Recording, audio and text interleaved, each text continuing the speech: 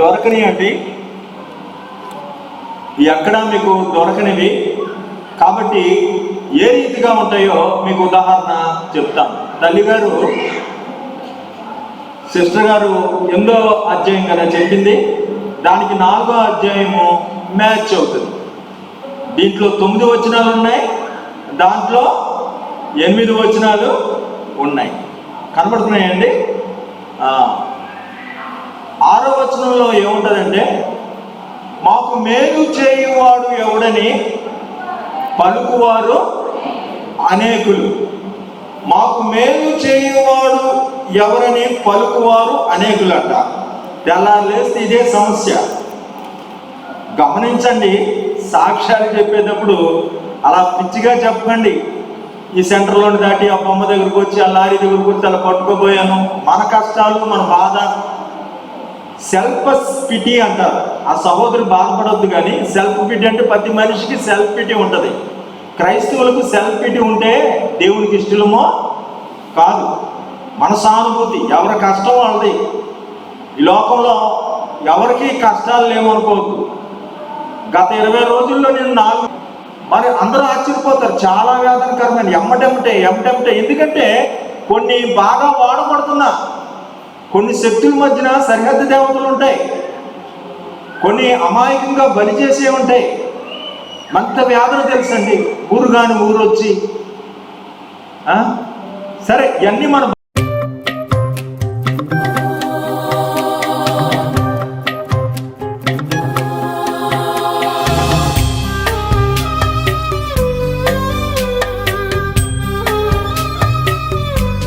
బాధలు చెప్పుకుంటానికి మనం సమయం వ్యర్థం చేయకూడదు. దేవుడు ఏం చేశాడో అది చెప్పాలి, కానుక వేయాలి. సాక్ష్యాలు చెప్పిన వాళ్ళంతా కానుక వేశారు. దేహానికి కనపరుచుకొని కానుక, సాక్ష్యం చెప్పి కానుకే. కాబట్టి మైక్ పట్టుకొని నాకు దేవుడు కనపడ్డాడు, నీకు మారు మనసు వచ్చిందా, దేవుడు కనపడ్డాడు, నీ భర్త మారాడా, దేవుడు కనపడితే ఏం ప్రయోజనం, నీ గొప్పతనం చెప్పుకుంటాం. అర్థమైందా? కాబట్టి ఇలా కాదు, సాక్ష్యాలు చక్కగా దేవుడు ఏం చేశాడో టూకీగా. నాకైతే చెప్పడం రాదండి. అలాగా నవలారా చూసారా, అందగాడు, కళ్ళజోడు పెట్టుకున్నాడు, బూట్ వేసుకున్నాడు, ఇవన్నీ వర్ణించడం మాకు సమయం చాలదు. నేను చెప్పలేను కూడా, చాలాసార్లు ట్రై చేశాను కానీ కుదరదు నాకు. చాలా వేగంగా క్లుప్తంగానే చెప్తాను, కానీ సమయం చాలు. అంటే నేను గొప్పని చెప్పడం కాదు కానీ అదొక టాలెంట్. అది ఎవరించి చెప్పడం అనేది టాలెంట్. కానీ అనవసర విషయాలు, బాధపడ్డాం, ఇంత వేదన పడ్డాం, 2-3 ఒక్కల్లో చెప్పండి, అయిపోయింది. దాన్ని ఎవరించి అలా చెప్పకూడదు. దయచేసి నా సమయాన్ని వేస్ట్ చేసుకోను. నేను చెప్పే పద్ధతి ఏమిటంటే, మోషే నీ చెప్పులు వీడు 4వ వచనం అండి. ఎన్నో వచనం అండి? 4వ వచనం. సౌలా నన్నేలా హింసిస్తున్నావు. అర్థమవుతుందండి? ఒకేలాగా అయి ఉంటుంది. అది పాత నిబంధన, ఇది పత్రిక. మళ్ళీ దీన్ని మిషనరీ వాళ్ళు అయితే తండ్రి, కుమార, పరిశుద్ధ. కుమారుడు భాగంగా మార్కు సువార్తలో ఉంటుంది. మోషే ఏరియా పేర్లు అక్కడ కూడా వస్తాయి, మళ్ళీ పేర్లే వస్తాయి. 3వ వచనంలో పొద మండుతుంది, పొద కాలిపోవట్లేదు. ఇక్కడ 3వ వచనంలో ఏమండి, ఇక్కడ 3వ వచనంలో ఏమొస్తుంది? ప్రకాశమైన వెలుగుతో సౌలు కింద పడ్డాడు. దర్శనం అంటే దర్శనం. ఇక్కడ రూపాంతరం మార్కు సువార్తలో శిష్యుల ఎదుట ముఖం మెరిసి, బట్టలు మెరిసి. భక్తులకు దర్శనం, మహాభక్తుడి దర్శనం. తప్పుదారిలో నడుస్తుంటే సత్యంలోకి నడిపించుకున్నాడు పిలిపించి, తప్పుదారిలో నడుస్తుంటే సౌలును దర్శనమిచ్చి మంచి దారిలో నడుపుకున్నాడు. శిష్యులకు తన మహిమను చూపించాడు. భక్తులకు ఇచ్చిన దర్శనం. ఇతను నా ప్రియకుమారుడు, ఇతని మాట ఆలకించడని 7వ వచనం అంటే ఇశ్రాయేలు పెట్టిన మూలుగులు విని వచ్చారు. ఇక్కడ సౌలు పక్కన ఉన్నవారు స్వరం విన్నారు కానీ చూడలేదు. అక్కడ ఆ రైటర్ మాకు ఈ రైటర్కి తెలియదండి. మధ్యలో 2000 సంవత్సరాల గ్యాప్ ఉందండి. 2000 సంవత్సరాలు ఎవరైనా బతికితే కదా చూస్తానికి. మధ్యలో 15 తరాలు చనిపోయారండి. అయినా ఈయనకి తెలియదు, ఆయనకి తెలియదు, మధ్యలో మార్పు గారికి తెలియదు, ఇలా టాలీ అవుతున్నాయని. తెలియదని ఇంకా రుజువు ఏంటి తెలుసా? అధ్యాయులు అయితే వాళ్ళు రాశారు కానీ ఏ అధ్యాయం వాళ్ళు ఎబ్దించలేదు, అంకీలు వేయలేదండి. వచనాలు అంతకంటే రాయలేదండి. 200 సంవత్సరాల క్రితమే అంకీలు వేశారండి, వచనాలు వేశారండి. 1, 2, 3 వేసింది 200 సంవత్సరాల క్రితమే. అంకీలు వేసిన వాళ్ళకి తెలియదు, కలుస్తున్నాయని. రాసిన వాళ్ళకి అంతకంటే తెలియదు. మరి ఎలా కలుస్తున్నాయి? ఎవరు ఏ కాలంలో రాసినా వారు వెనకాలంలో ఉన్నది ఎవరు? అక్కడ ఏ డిజైన్ ఇచ్చారో అక్కడ కూడా అదే డిజైన్ ఇచ్చారు. కిటికీలు ఉంటాయనుకోండి, 3 కిటికీలు, పక్క కిటికీలో ఏ డిజైన్ ఉందో అర్ధగీత ఉంటే ఇక్కడ కూడా అర్ధగీత. ఇక్కడ చక్రం ఉంటే ఇక్కడ. ఇప్పుడు 3 మిలిటరీ వాళ్ళు నడిచారు అనుకోండి, 3 మిలిటరీ వాళ్ళు నటించి, తమ్ముళ్ళు నటించి ఒకేసారి చేయి కలుపుతారు, కాళ్ళు కలుపుతారు. కానీ ఇక్కడ నటిస్తానికి ఆస్కారం లేదు, వాళ్ళకి తెలియదు.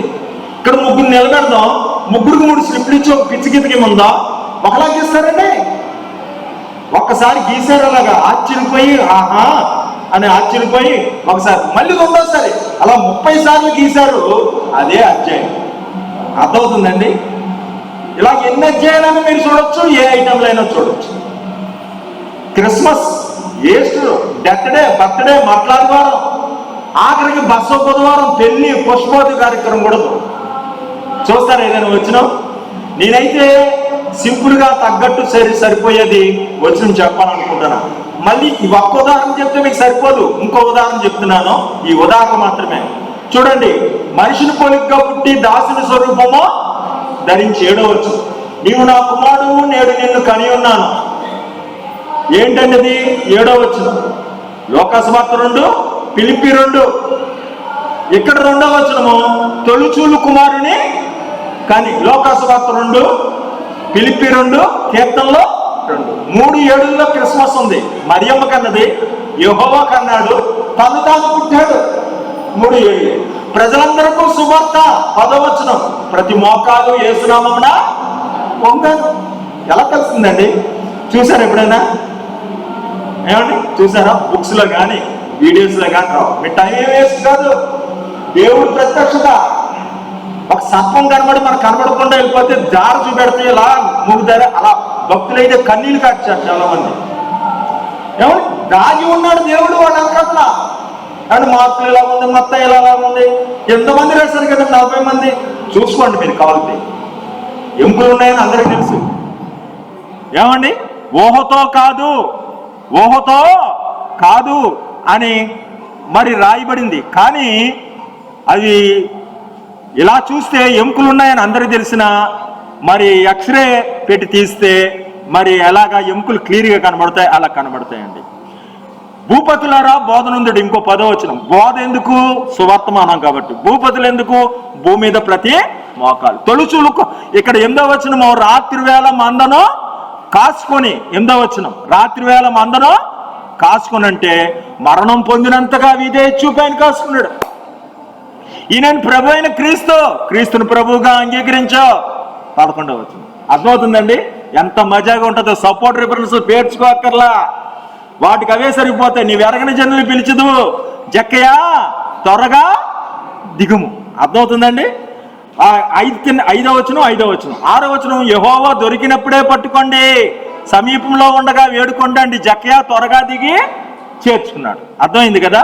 ఈ రీతి వచనాలు మనం ఎలా క్లుప్తం చేస్తామండి? నేనేమని చెప్పాను దీంట్లో? ఒక కథగానే ఉపమానం ఏముండదు. దేవుని స్తోత్రం. కాబట్టి నా సమయం చాలదు, కానీ నేను ఒక పాటతో, యేసన్న గారు కూడా ప్రవక్తలతో సమానము అని ఆయన పాట రాశాడు. ఆ పాట కూడా ఈ ప్రవక్తలు ఎంతో అంతండి. ఆ పాట నేను మీకు చెప్పాలనుకుంటున్నా. ఏంటంటే ఏమండి, తల్లిగారు చెప్పిన మాటకి 8వ అధ్యాయానికి 4వ అధ్యాయం సరిపోతుంది. మాకు మేలు చేయవాడు ఎవడంటే ఆ సమస్తం మీద ఆయన అధికారం ఇచ్చాడు అనేది 6వ వచనం. 8:6లో 4:6లో ఏముంది? మాకు మేలు చేయవాడు ఎవడు? వారి ధాన్య ద్రాక్షరసములను విస్తరించినాటి సంతోషం కంటే అధికమైన సంతోషం మా హృదయంలో పుట్టించింది. ఇక్కడ శాకాహారం అంటే ఎడ్లను, ఏమండి పశువులను, అక్కడ మాంసాహారం ఉంటుంది. చూసుకోండి కావాలి. టాలీ అవుతాయి, ప్రతిదీ టాలీ అవుతాయి. కాబట్టి నేను అది కాదు, కానీ నీ ముఖం మనోహరమో, నీ స్వరం మాధుర్యమో, పాదాలు అపరంజమయం. ఆ వాక్యం చెప్పాలనుకుంటున్నాను. దీంట్లో చాలా వచనాలు ఉంటాయి, 20 వచనాలు. 23లో 60 వచనాలు అవుతాయి, చదవడానికే 60 నిమిషాలు అవుతాయి. కానీ పాటగా చెప్తాను, 6 వచనాలు 60 కలిసిన నా వీడియో ఉంటుంది, చూసుకోండి. పాటగా అంటే నీ ముఖం మనోహరమో, స్వరం మాధుర్యమో, పాదాలు 3 వచనాలు అక్కడికి. నీవే నా తోడువై ఒక రిఫరెన్స్. అలాగేంటి అండి, నీవే నా శైలమై, నీవే నా శృంగమై, అదో రిఫరెన్స్. అలాగే ఇంకా ఏమంటారు, నన్ను మైమరిచి నీవే ఆలయమై, నా నిశ్చిత్తమకే అర్జంతమై అంటారు చూసారా. ఆ 3 రిఫరెన్స్లు 3 పల్లవులకి, మొదటి ఆ పల్లవికి చరణాలకి. ఏమండి 6 రిఫరెన్స్లు చూద్దాం. కానీ అండి మరి చాలా వేగంగా చెప్పవలసి ఉంటుంది. చివరన 5 రిఫరెన్స్లు ఇస్తాను, ఎన్ని సంఘక్షేమమో. దయచేసి నాకు సమయం చాలదు, మీరు అర్థం చేసుకోండి, నన్ను క్షమించండి. ఓకే, ఈ 5 రిఫరెన్స్లు మాత్రము చివరన 7 నిమిషాల్లో చెప్పేస్తాను. దేవుని స్తోత్రం.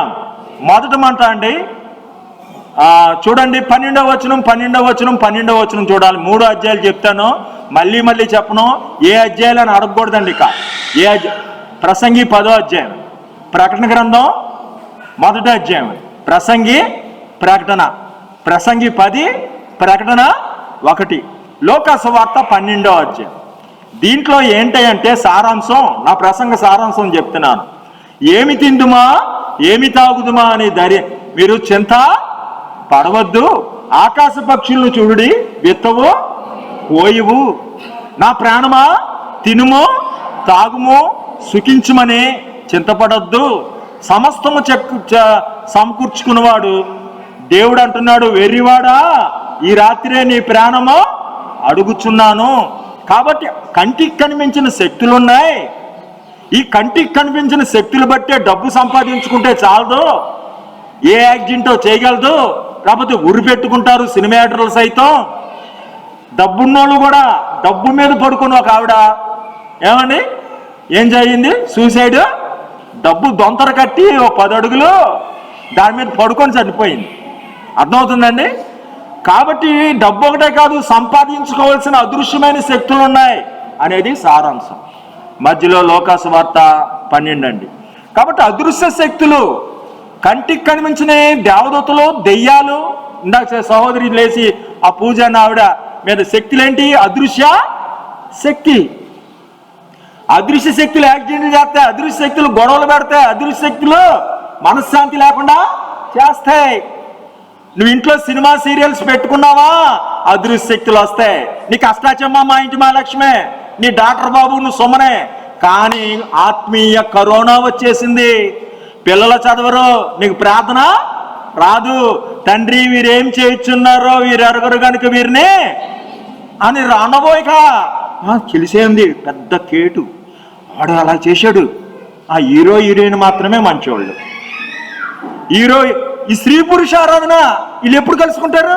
అయ్యో అపార్థం వచ్చేసింది, మధ్యలో వీడు అపార్థం పెట్టేశాడేంటి. ఏమండి చర్చికి వస్తారని పేరేనే కానండి, ఇంటికి వెళ్ళి చూడాలి వాళ్ళ ఆరాధన. ఇక్కడ ఆరాధనకైతే అందరిని బెదరగొడతారు కానీ టైం పెట్టి సీరియల్ మీద సీరియల్లో. ఈ ఆరాధనలో ఉన్న వాళ్ళు మళ్ళీ స్త్రీ పురుష ఆరాధనలో ఉన్నారన్నా భర్తను రక్షించుకోలేరు. ఏమని మీ పిల్లలు చదవరు. మరి ఇటువంటి వాటిని వదిలిపెట్టాలి. టీవీలో బొమ్మ రోల్ అవుద్ది, ఒక్కోసారి ఏమని గడిబిడవుద్ది. మొదటిది నీ ముఖం మనోహరం అంటే క్లియర్గా ఉండాలి. హృదయ శుద్ధి గలవారు దేవుని చూచెదరు. నీ దర్శనం బాగుండాలి. మనం దేవుని దగ్గరికి ఎందుకు వచ్చామంటే అగ్ని ఆరోదు పురుగు సావదనే లోకం నుండి తప్పించుకోవడానికి వచ్చాం. అది మన దర్శనం. కలిసి వస్తుందండి, వ్యాపారం కలిసి రావాలండి. ఏదో మా దేవుడండి, నేను దేవుని బాగా ప్రేమిస్తానండి, దేవుడి సబ్జెక్ట్ అంటే చిచ్చి, ఈ పాపం అంటే నాకు ఇష్టం, ఇలా రావద్దు. అగ్ని ఆరదు పురుగు, అది దేవుని మురుపు మీద దేవుని కోసము ఏదో కలిసి. ఎవరు సరైన భక్తి చేయలేదు, ఎవరు ఏదో టైంలో అప్పగించేశారు. నరకంలో పడిపోతాననే భయంతో వచ్చిన వారు మళ్ళీ పడిపోయినా తిరిగి లేవగలరు. ఏమండి మురుపుంతో చేసే భక్తి పడిపోయారా, నేను నడవలేనండి ఎందుకులే అని మళ్ళీ రారేక. మురుపుంతో చేస్తున్నావా, భయముతో, భయమే జ్ఞానానికి మూలం. ఏమన్నా 3 అధ్యాయాలు చెప్పానుగా, ప్రసంగి 10, లోక 12, ప్రకటన గ్రంథము 1వ అధ్యాయం. పెన్నులు కానీ కాగితాలు కానీ ఏదైనా పెట్టుకొని రాకపోతే ఎడమ చేత్తో ప్రసంగి పట్టుకుంటే కుదురుద్ది, కుడి చేత్తో ప్రకటన గ్రంథం పట్టుకుంటే కుదురుద్ది. 2 బొట్టనలు తీసుకెళ్లి లోకాసు వార్తలో పెట్టొచ్చు, జల్లల్లుతారు, కుర్చీలు అల్లుతారు, అన్నీ తెలుసు. కానీ బైబిల్ రోజు చదివితే ఎవ్వరూ భయపడరు ఇలా పట్టుకోవడానికి. 12వ వచనం ఏం చెప్తుందో నేనే చెప్పేస్తాను, లేదా మీరు చెప్పకపోతే నేను చెప్పేస్తాను. మీరు చదవండి ముందల 12వ వచనాలు. ఏదైనా 12వ వచనం చదవచ్చమ్మా 3 అధ్యాయాల్లో ఏదో ఒకటి. ప్రకటన గ్రంథంలో నేను చెప్తున్నాను 12వ వచనము, ఇది వినగా నాతో మాట్లాడుచున్న స్వరమేమిటని చూడా తిరిగి. స్వరమేమిటి? 1000 ఏనుగులు పిలుస్తున్నా నా పిలిపే వినబడుతుంది. ఏనుగులు మగోళ్ళు గుర్తుమాట అండి. ఏమని ప్రియురాలకి ఎవరు వినబడుతున్నారు? 1000 ఏనుగులు, 1000 మంది ఉన్నా అందులో ప్రియుడి స్వరమే ఉంటుందట. ఏమని ఈ తాయితీ కట్టుకో అనేది ఒక ఏనుగు చెప్తుంది. కన్యకను ఒక పురుషుడికి ప్రదానం చేసినట్టు నీ హృదయం యేసుక్రీస్తుకు ప్రదానం చేశాను బాప్తిసం ఇచ్చి. సర్పం యుక్తిగా వచ్చి ఇది లాభం అది లాభం, ఇది బాగుంది, ఏం పాపం కాదు కదా అని చెప్పుద్ది. అవ్వమ్మను చెరిచింది. ఎదురుగొచ్చి మాట్లాడిన ఏది వినకూడదండి. ఏ సాక్ష్యమైనా ఎదురుగొచ్చి చెప్పాలి, పక్కనొచ్చి చెప్పిన వినకూడదు. అర్థమైందండి? కాబట్టి మీ హృదయాలు లోకతో స్నేహం చేస్తే అది వ్యభిచారులారా అన్నాడు. లోక స్నేహము దేవునితో వైరము కాదు. కాబట్టి ఎవరు స్వరం వింటున్నావు? కొనేటప్పుడు నువ్వు అడిగి కొనాలి, వెళ్ళేటప్పుడు అడిగి బయలుదేరాలి. ఏ వ్యాపారమో అడగాలి. ఆయనకి ఇష్టం కాని వ్యాపారం వద్దు, ఆయనకి ఇష్టం కాని పెళ్ళి వద్దు, ఆయనకి ఇష్టం కాని చేయకూడదు. 10th పాస్ అయ్యారు, బైపీసీఏ హెచ్ఈసీఆర్ దేవుణ్ణి అడగ, నాకు ఇది నచ్చిందండి. నచ్చిందంటే నచ్చినట్టే ఉంటుంది. ఎక్కడ వేసిన గొంగలే. ఎంఏ అయిపోయింది, ఉద్యోగం లేదు. ఎంటెక్ అయిపోయింది, ఉద్యోగం. దేవుణ్ణి అడిగి బయలుదేరితే ఎర్ర సముద్రం అడ్డు వచ్చినా పాయిలో అవుద్దంతే. అది యోర్దానైనా ఎర్ర సముద్రాన్ని పారిపోద్దు. భయం లేదు, జయం మనకు. చిత్తంలో మేఘం కదిలితే కదిలారు, ఆగితే అది దేవుని బిడ్డల పని. మరి మనం ఎలాగ అడుగుతున్నాము? యెహోవా వద్ద విచారణ చేయకుండా. ఎవరిని అడిగి బయలుదేరో యెహోషువకు చెప్పాడు. కాబట్టి మనం విచారణ చేయాలి. ముందర స్వరం వినాలి. స్వరం వినాలంటే హృదయ శుద్ధి కావాలి, మనకు దర్శనం కావాలి. ఈ 12వ వచనంలో లోకావాస వార్తలో కూడా 12 మీరు ఏమి చెప్పవలసినది పరిశుద్ధాత్మ గడిలో మీకు తెలియజేస్తారు. 12వ వచనం. మళ్ళీ ఇంకో 12వ వచనం ఉంది. ఏమండి? ప్రసంగి 12, 10, 12 చదవండి. జ్ఞానిని మాటలు ఇంపుగా ఉండును, బుద్ధిహీనుని మాటలు వానినే మింగివేయను. 12వ వచనాలు అయిపోయినాయా? స్వరం అయిందండి. ముఖం మనోహరం. చూడండి 1వ వచనం, బొక్కావాని తైలంలో చచ్చినేగ పడితే అది చెడు వాసన కొట్టును. దేవుని స్తోత్రం. సంఘం అండి ఇది, బొక్కావాని తైలము. లేదా నీ హృదయం అండి. చిన్న తేడా వస్తే మన దర్శనము లయ. ఒక భక్తుడి కంట రోజు 4 గంటలు లేపేవాడంట దేవుడు.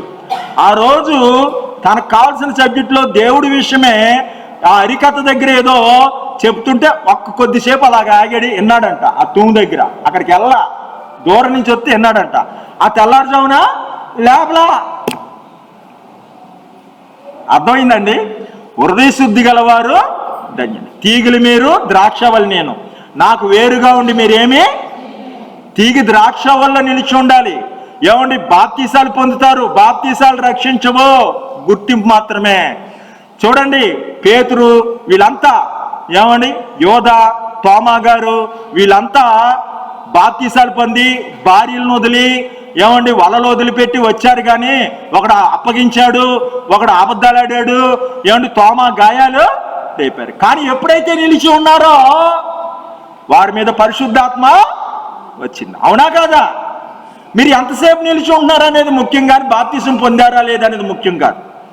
బాప్తిసం అక్కర్లేదని మళ్ళీ బోధిస్తారేమో. బాప్తిసం కావాలి. కొన్ని పరిస్థితుల్లో బాప్తిసం లేకపోయినా పర్వాలేదు. కొన్ని పరిస్థితులు అవి పాస్టర్ గారు పాస్టర్ అమ్మగారు చెప్పుకుంటారు. దేవుని స్తోత్రం. ఏమండి, బాప్తిసం కావాలని బాప్తిసం పొంది తృప్తి పొంది నిలిచి ఉన్నది ఎంతసేపు? బుక్కావాని తైలంలో చచ్చినేగబడితే అదంతా చెడు వాసన కొట్టును. మరి ఇంకో వచనము, 1వ వచనము, ప్రకటన గ్రంథం 1. యేసుక్రీస్తు తన దాసులు కనబరిచిన ప్రత్యక్షత. యేసుక్రీస్తు ప్రత్యక్షత ఎవరికి ఇస్తాడండి? పాపము చేయవాడు పాపమునకు దాసుడు. యేసుక్రీస్తు తన దాసులకు ఇస్తాడు ప్రత్యక్షత. ఇంకో వచనము, 1వ వచనం, జనులు వేల కొలదిగా వచ్చారట యేసయ్య మీటింగ్కి. వాళ్ళని చూసి యేసయ్య పొంగిపోలేదు. వేల కొలదిగా వస్తున్నారని నువ్వు అంటున్నావేమో, పులిసిన పిండి ఉన్నది జాగ్రత్త అన్నాడు. చూసుకోండి, కాలితే ఉంటుంది. పులిసిన పిండి వేల కొలది వస్తే కాదు, పులిసిన పిండి ఉంటుంది. శుద్ధత గురించి 1వ వచనం, నీ ముఖం మనోహరమో నీ స్వరమో మాధుర్యం. దేవుని స్తోత్రం. ఎవరు స్వరం అంటే ఇష్టపడుతున్నావో? యేసయ్య స్వరం అన్నా ఎప్పుడైనా విన్నా? సౌలా సౌలా నన్నేలా హింసించు చున్నావనే స్వరము, సౌలా సౌలా నన్నేలా హింసించు చున్నావనే స్వరము, సౌలాదికుని అంత సంధింపగానే, సౌలాదికుని అంత సంధింపగానే సద్భక్తుడై పౌలుగా మారిపోయాడట. ఏ సన్న స్వరమన్నా నీవు ఎప్పుడైనా విన్నావా? ఏ సన్న స్వరమన్నా. ఏమండి, నాకు దేవుడు మాట్లాడిన రోజు ఉండదు. ఓకే, మీరు వింటున్నారా? స్వరం వింటున్నారా? ఎలా చెప్తాడండి? ఏ గ్రూపు? నేను ప్రార్థన బాగా చేస్తున్న దినాల్లో నాతో మాట్లాడింది తక్కువ, కానీ ఇప్పుడు సేవకుడుగా ఉన్న తర్వాత ఎక్కువ మాట్లాడు. దేవుని స్తోత్రం. ఏమండి, మీ ప్రభునందు ప్రయాస అర్థం కాదు. అప్పుడు ప్రార్థన ఇప్పుడు వదిలిపెట్టలేదు నన్ను. ఇప్పుడు మాట్లాడతాడు. జకర్యా, నీ ప్రార్థన ఏ ప్రార్థన వ్యర్థం కాదు. దేవుని స్తోత్రం. కాబట్టి అండి, ప్రభునందు ప్రయాస వ్యర్థం కాదు. మనం ఆయన స్వరం విని ఏదైనా చేయాలి. కాబట్టి మారు మనసుకు కూడా స్వరం వినాలి. ఆ బాప్తిసం తీసుకుంటారో పేరు మార్చుకుంటే మంచిది. అభ్యంతరమైన పేర్లు లక్ష్మి, వెంకటేశు, వాళ్ళ పేర్లు తలవకూడదు కాబట్టి మార్చుకోవాలి. అభ్యంతరం కానప్పుడు మనం మార్చుకోవాల్సిన అవసరత. ఆయన సమస్త దేవతల కంటే పూజ కాబట్టి మీ ఇష్టం, మీ అభిరుచి అనుకోండి. అది ఎవరు అభ్యంతరం పెట్టేది కాదు. 12వ వచనాలు ఇలా కలిసినాయి, 1వ వచనాలు కలిసినాయి కదా. 15వ వచనం చదవండి. 15వ వచనం ప్రసంగి 15వ వచనం. 15వ వచనం, ఊరికి పోవు త్రోవ. చదవండి. ఊరికి పోవు త్రోవ ఎరగన వారై బుద్ధిహీనుడు ప్రయాస చేత. ఏంటి త్రోవ? ఎవడి బుద్ధిహీనుడు అంటే మానవుడు. అయ్యా, నిలవరమైన పట్టణం మనకిక్కడ లేదు. ఎత్తు చోట్లకు మనుషులు భయపడతారు. బావిలో చక్రం పడిపోతుంది, బుడ్డ పురసకాయ పగిలిపోతుంది, కిటికీలో ఉండి చూసువారు కానరారు, విసిరువారు తక్కువ అవటం వలన పని చాలించుకుందురు. ఏమని? మరి ఎన్ని తిరగటదాలు ధ్వని తగ్గిపోవును. నువ్వు ఉండవయ్యా. 75 ఏళ్ళు బ్రతికిన మనిషి 25 ఏళ్ళు చచ్చిపోతాడు. చచ్చిపోవడం అంటే ఏంటి? రోజు 8 గంటలు నిద్రపోతారు. 75 ఏళ్ళు బ్రతికిన మనిషి 25 ఏళ్ళు చచ్చిపోవడం అంటే నిద్రపోతాడు. అంతకంటే ఎక్కువ కూడా నిద్రపోతాడు. మిగతా 25 ఏళ్ళు రెక్కాడితే కానీ డొక్క ఆడదు. 50 ఏళ్ళు పోయినాయి, మిగతా 25 ఇంకా 25 ఏళ్ళు మిగిలినాయి. ఈ 25 ఏళ్ళలో ఎయిడ్స్ ఎదుర్కోవాలి, క్యాన్సర్ ఎదుర్కోవాలి, టీబీ ఎదుర్కోవాలి, బీపీ ఎదుర్కోవాలి, ఏమైనా kidney trouble heart attack, accident తప్పించుకోవాలి, పిల్ల ఎలా జరుగుతుందో వంట వండుకోవాలి, ఉల్లిపాయమా పచ్చిమిరకాయమా అని వంట వండుకోవాలి, స్నానాలు చేసుకోవాలి, తినాలి. పిల్లలు బాగుంటారా, మనవలు బాగుంటారా? ఇవన్నీ 25 సంవత్సరాలు. నువ్వు ఈ బతికింది ఏంటి? ఇవి కొద్దిగా ఏదైనా వింటే చిరంజీవి, బాలకృష్ణ, అత్తాచమ్మ, మా ఇంటి మహాలక్ష్మి, పేకాటోడు పేకాట, ఆకు ఒక్క. ఆయన సన్నిధిలో సంపూర్ణ సంతోషం, ఆయన కుడి చేతిలో నిత్య సుఖాలు ఉన్నాయి. దేవుని స్తోత్రం. ఊరికి పోవు త్రోవ వెరగక బుద్ధిహీనుడు ప్రయాస చేత ఆయాసపడుతున్నాడు. అన్నను మోసం చేశాడో బుద్ధిహీనుడు, తండ్రిని మోసం చేశాడో బుద్ధిహీనుడు. ఊరికి వెళ్ళో త్రోవ తెలియదు. అర్ధరాత్రి సాయంకాలం అయిపోయింది, అక్కడ అలసుడొచ్చి నిద్రపోతున్నాడు ఇటుకని తలగడగా చేసుకొని. ఇదే నీ త్రోవ, అక్కడికి ఇక్కడికి వెళ్తావంటే అని నిచ్చెన చూపించాడు. కింద నుంచి దేవదూతలు పైకి వెళ్తున్నారు, పైనుంచి దేవదూతల కిందకే వస్తున్నారు. నిత్యంగా స్థలంలో దేవుడు ఉన్నాడని అక్కడ బేతేలు అని పేరు పెట్టి ఇటుకని మీద నూనె పోసి నేను తిరిగి వస్తే, క్షేమంగా వస్తే ఇక్కడ నేనేం చేస్తానో మందిరము. ఇంకో బుద్ధిహీనుడు 1000 మంది భార్యలు కలిగి ఆయన ప్రార్థన చేస్తే ఆకాశంలో ఉండి అగ్ని వచ్చి బద్దల్లో 1000 మంది భార్యలను చేసుకొని 1000 మంది. నీవే నా తోడువై, నీవే నా జీవమై, నా హృదిలోన నిలిచిన జ్ఞాపికవై. నీవే నా తోడువై, నీవే నా జీవమై, నా హృదిలోన నిలిచిన జ్ఞాపికవై. అనువనువున నీ కృప నిక్షిప్తమై, నన్ను ఎన్నడు వీడని అనుబంధమై. అనువనువున నీ కృప నిక్షిప్తమై, నన్ను ఎన్నడు వీడని అనుబంధమై. యేసయ్యా నా ప్రాణ ప్రియుడా, మనగలనా నిన్ను వీడి క్షణమైన. యేసయ్యా నా ప్రాణ ప్రియుడా, మనగలనా నిన్ను.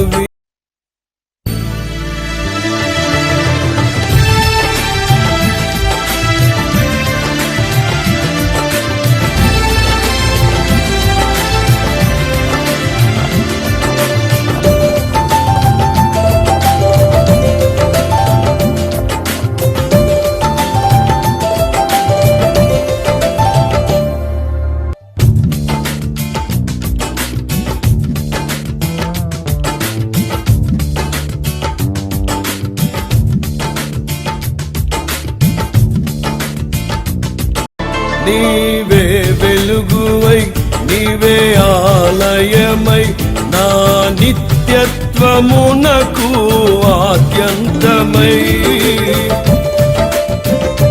నీవే వెలుగువై, నీవే ఆలయమై, నా నిత్యత్వమునకు ఆద్యంతమై. అమరలోకాన శుద్ధులతో పరిచయమై, నన్ను మహిమరచి నేనేమి చేసేదను. అమరలోకాన శుద్ధులతో పరిచయమై, నన్ను మహిమరచి నేనేమి చేసేదను. యేసయ్యా నా ప్రాణ ప్రియుడా, మనగలనా నిన్ను వీడి క్షణమైన. యేసయ్యా నా ప్రాణ ప్రియుడా, మనగలనా నిన్ను వీడి క్షణమైన.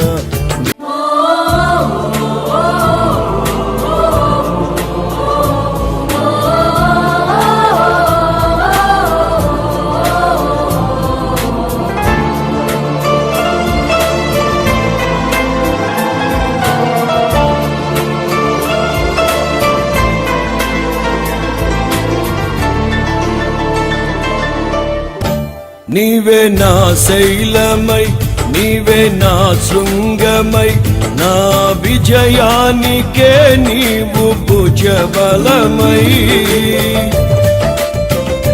నీవే నా శైలమై, నీవే నా శృంగమై, నా విజయానికే నీవు భుజబలమై. అనుక్షణమున శత్రువుకు ప్రత్యక్షమై, నన్ను వెన్నుదీయనీయక వెన్ను తట్టినావు.